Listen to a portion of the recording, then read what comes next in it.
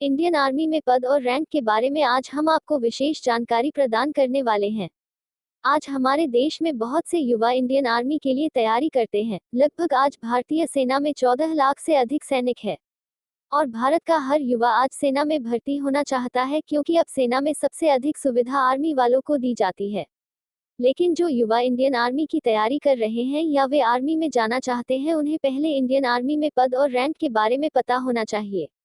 ये जानना आपके लिए बहुत ही जरूरी होता है क्योंकि आर्मी की ड्रेस एक जैसे होती है, लेकिन उसमें लगे स्टार चिन्ह की पहचान से आप पता कर सकते हैं कि इनके पास कौन सा पद है और इनकी रैंक क्या है। चलिए, आपको नहीं पता तो आज हम आपको बता देते हैं। आगे बढ़ने से पहले वीडियो को लाइक और चैनल को सब्सक्राइब करें।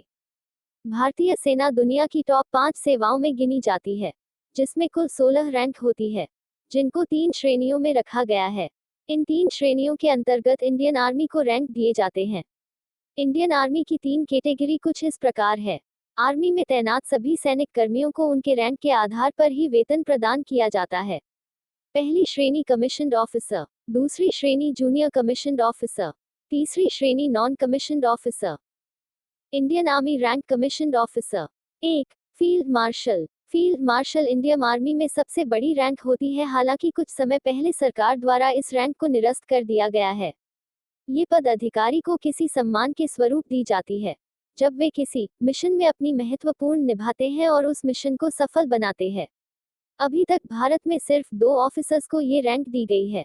2. जनरल। जनरल, जिसे हम सेना प्रमुख के नाम से भी जानते हैं या कमांडर इन चीफ के नाम से भी जाना जाता है, ये इंडियन आर्मी में सबसे बड़ी रैंक होती है।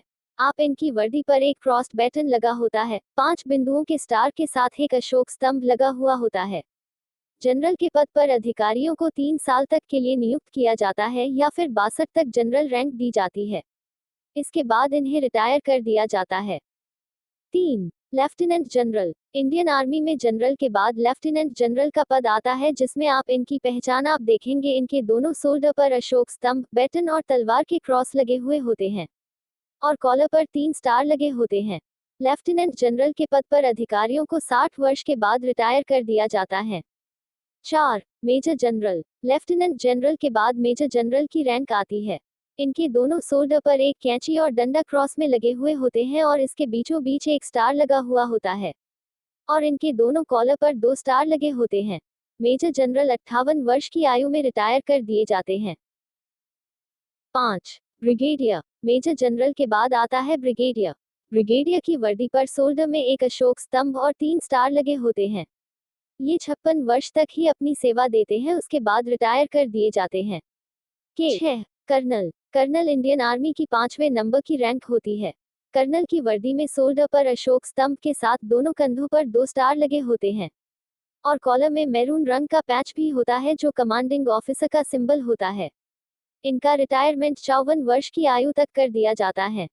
7. Lieutenant colonel. लेफ्टिनेंट कर्नल की यूनिफॉर्म में एक अशोक स्तंभ और एक स्टार लगे होते हैं। 8. मेजर। लेफ्टिनेंट कर्नल के बाद जो रैंक आती है वो है मेजर। मेजर की वर्दी पर दोनों शोल्डर पर अशोक स्तंभ लगे होते हैं। इनका सिलेक्शन के माध्यम से प्रमोशन किया जाता है। 9. कैप्टन। मेजर के बाद कैप्टन का पद आता है। इसमें कैप्टन के कंधों पर 3 स्टार लगे होते हैं।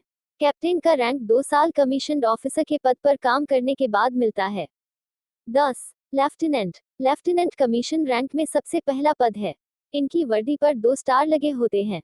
लेफ्टिनेंट आईएमए ओटीए से ट्रेनिंग करते हैं, उसके बाद उन्हें लेफ्टिनेंट का ही रैंक प्राप्त होता है। इसके बाद उनका आगे प्रमोशन होता रहता है। आगे के रैंक्स यानी junior commissioned officers and non commissioned officers को हम नेक्स्ट वीडियो में कवर करेंगे। तो नेक्स्ट वीडियो के लिए लाइक एंड सब्सक्राइब करें। जय हिंद।